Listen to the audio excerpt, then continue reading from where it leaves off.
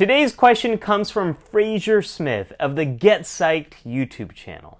Hi Ali, what does it take to succeed in grad school today? The first thing you have to understand is the skills that helped you to succeed in undergrad might not work in grad school. An undergraduate education is mostly focused on completing short-term projects, reading papers and exams, stuff that you don't have to do for more than a few months. Grad school is different, especially if you're getting a doctorate. There's a greater focus on long-term projects you have to independently create and complete. Undergrad is like studying pop music, while grad school is about creating your own album. This transition was really hard for me. It took me 7 years to finish my 5-year Ph.D. But I got through it, and trust me, if I can do it, you can do it too. Here are the top 5 things I learned that helped me succeed in grad school. Number 1, understand your procrastination. In undergrad, I got away with waiting till the last minute to get my work done. It's how I manage my anxiety. But this turned out to be a horrible way of dealing with anxiety in grad school. You can't do a thesis or dissertation the night before.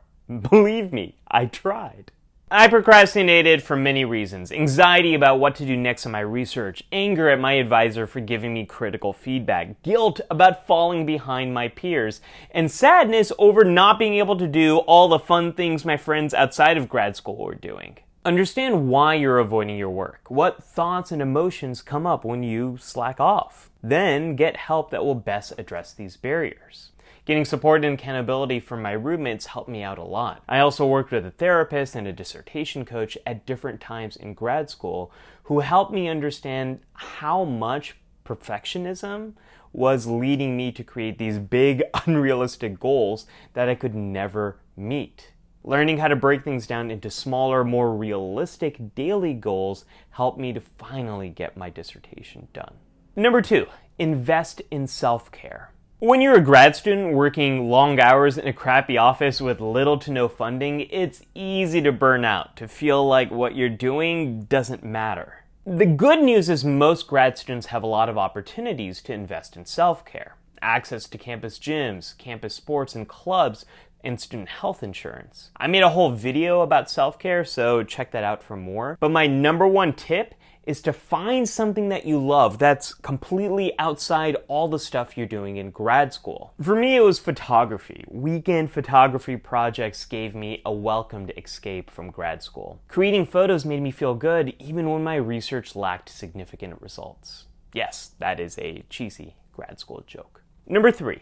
Find your people. Most of what you do in grad school is isolating, and all that loneliness can mess with your physical and mental health. This is why you have to connect with the larger community. Your greatest sources of support are the people in your department. Start by getting to know your cohort, the people who are in the same year of grad school as you.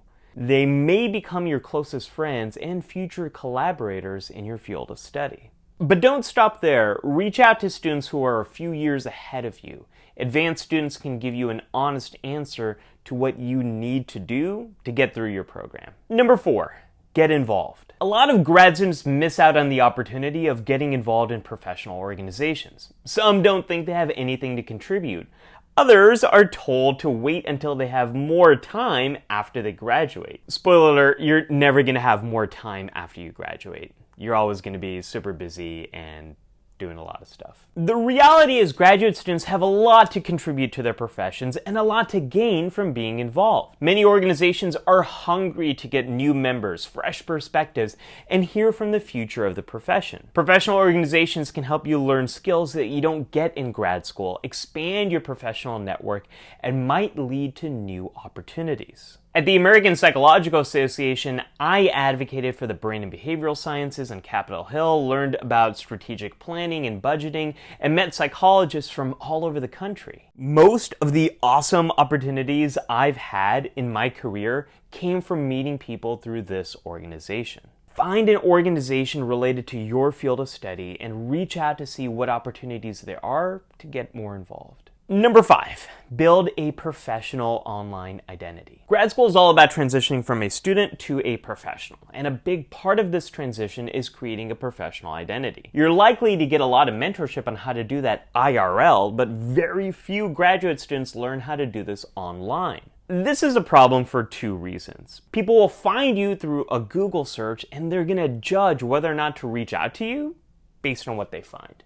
Start by learning what's already out there. Search the internet for your name using different search engines and remove unflattering content. Set up a Google alert for your name, increase privacy settings on social media accounts you want to keep private, and shift others to include more professional content. Create a professional website with a headshot, biography, and links to your work. I've got resources in the description below that will walk you through each step of this process. And if you start early, you can be confident that future employers, clients, and students will see what you want them to see. What are your favorite grad school tips? Let me know in the comments below. Thanks to Fraser Smith for submitting this question. Be sure to check out his YouTube channel, Get Psyched. He's got some great videos about dealing with procrastination, how to take notes, complete essays, and a lot more about staying productive in grad school. What question do you want me to answer next? Let me know with hashtag the PSYCH Show QA.